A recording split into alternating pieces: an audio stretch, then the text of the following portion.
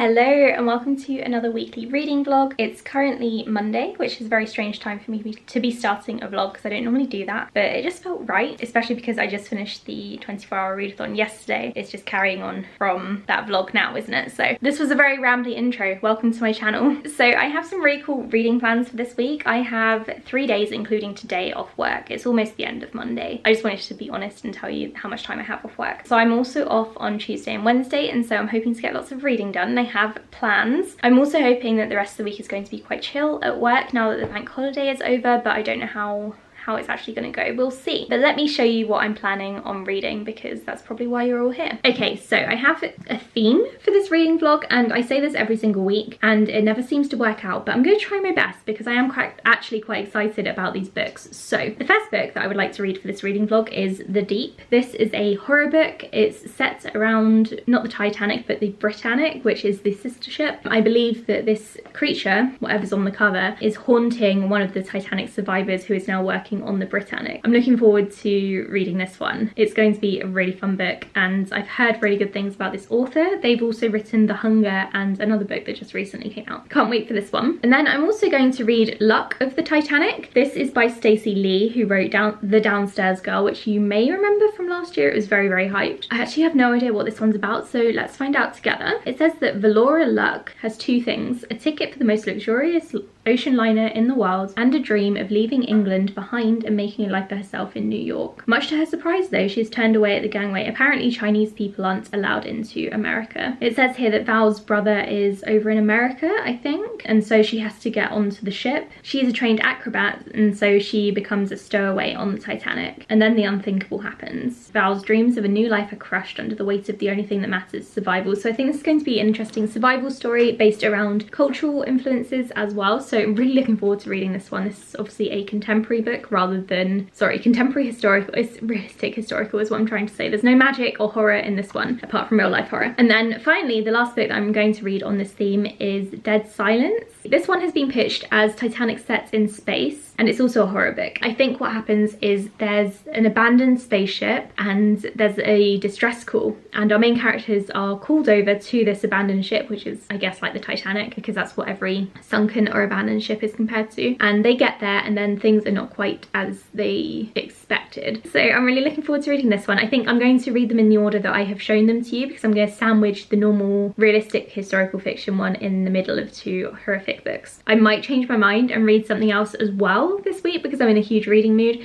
but I'm about to start with The Deep because I'm excited. I don't know if you can tell by my face. I am so excited. This is just a really quick update because I am now playing The Sims. I've gotten very distracted. I started The Deep. I'm currently 67 pages in and nothing horrific has happened yet. We started in 1916 when the main character Annie is joining the Britannic. She was actually previously in Morning Gate Asylum in Liverpool because something traumatic happened to her, and we do learn that she was on the Titanic in 1912 when it sank, and she dived into the sea, into the ocean, to try and save a baby, and it's not clear whether or not she saved that baby. I think she was quite traumatized, and so she was in the hospital, and now they need her on the Britannic really to free up a bed, but also so that she can be a nurse there, and she's got obviously experience on a ship like that. So we started in 1916, now we're in 1912, and we're seeing her first few hours on the Titanic. I hope something really terrible happens soon because I don't want this to be a lot of build-up for, you know, no reason. Not that it's gonna be no reason, but I don't want this to be a long build-up. I'm just looking now, it's over 400 pages just, so I've got a while to go. I probably won't finish much more this evening because I am about to start a new legacy family on The Sims, but I'll update you tomorrow. My Sims game crashed without saving, so I started the second generation of my legacy challenge and it all died, so this is a lesson to me to save as I go along after each big life event. I'm about to go for a walk in a nearby village. I might take some clips, I might not because I'm bad at vlogging when I go on walks. I just wanted to say I haven't read any more of Deep yet, but I've been planning on reading a bit more this morning. So I am 129 pages into The Deep, and to be honest, I'm thinking about DNFing it because it's just quite boring. Like, I'm this far in, the creepy stuff hasn't even started happening. Like, I think I'm getting like whiffs of creepiness and where it's going to become creepy later, like the sort of hints. I've got makeup under my eye, oh dear. So I think I have a feeling of how it's going to develop, but it's just so boring and it's such a big lead up to whatever is going to happen. So I think I'm going to give it another 50 or so pages to see how I get into it and if anything drastic happens. But if not, I'm going to DNF it and then go straight into Luck of the Titanic, because I just don't have time for books that I'm not loving, and I'm definitely not loving this one. So sorry about this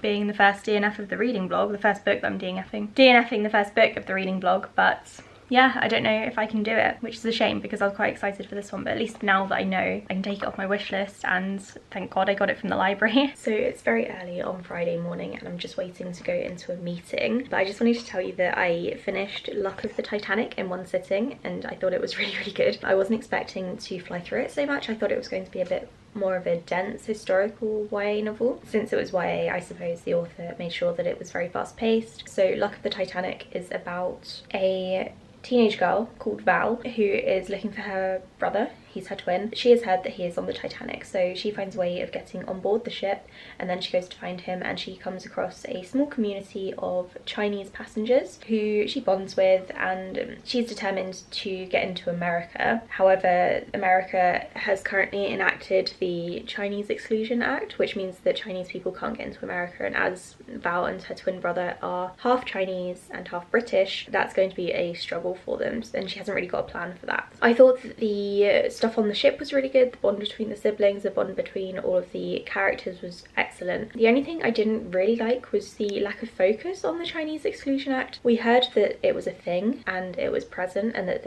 it meant that the characters wouldn't be able to get into the US easily, but we didn't really learn much else about it and why it existed, or if it was going to end, if it was a temporary thing, any of that. So as a fast-paced YA novel, it was very, very good. As a historical novel that teaches you things, not so much, but I did learn that it's a thing at least, so I can go ahead and look it up. So I thought this was a really good book. I gave it 4 stars. It was such a relief after The Deep because I was worried that I wouldn't enjoy this one. This would be a flop of a vlog. Next I'm going to read Dead Silence, but not until a bit later because this meeting is going to drain me. It's Sunday morning and, well, afternoon really. It's 12:30. We've been very productive this weekend because we're getting our porch done tomorrow, which I will talk about in my next vlog when it actually gets started, because I want to document the whole process. But we've been clearing out the cupboards to make sure that they're completely empty, and then we went to Dunelm and a couple of other places to make sure that we had everything that we needed. We got some new doormats because our ones were sort of falling apart and starting to really smell. We tried everything to kind of get the smell out, but we also had to go to the dump. Anyway, so I have started Dead Silence and I'm 30% in, and oh my god, it is so good. It's so creepy. So to give you a very, very brief idea of what it's about, there's a woman who I believe is called Claire. I'm not very good at the names, but she is the team leader on a ship that fixes communication beacons in outer space, and she is on her last mission. While she is out there on the very edge of the communication sort of sphere area, as far out as you can get while being in communications with people, she and her team come across a distress signal, which is actually on an old frequency, which implies that it's an old school ship. And they look into it, and it turns out to be a luxury cruise ship that disappeared a couple of decades ago, and no one knows what happened to it, and it suddenly reappeared past the edge of the communications sort of area. So they decide to go and investigate and see what happened. If you can hear Quill singing, I'm so sorry.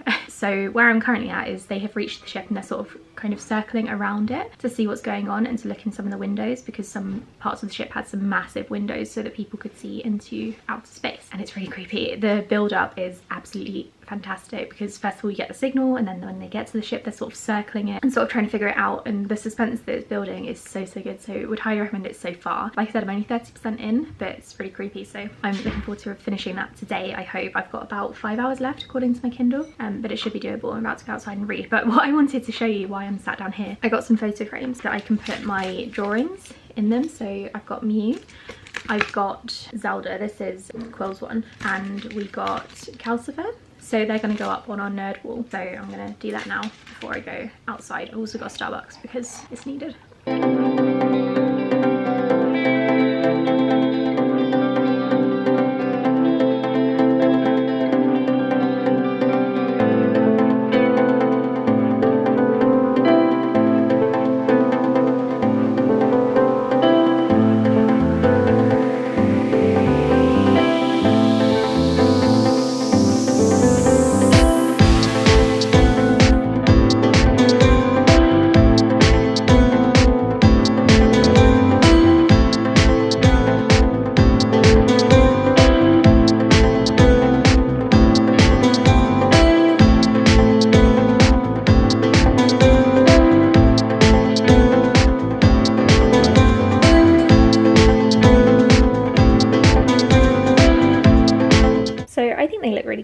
now we just need to decide where they need to go on this wall. As you can see, we've already got a Jurassic Park and a Skyrim poster.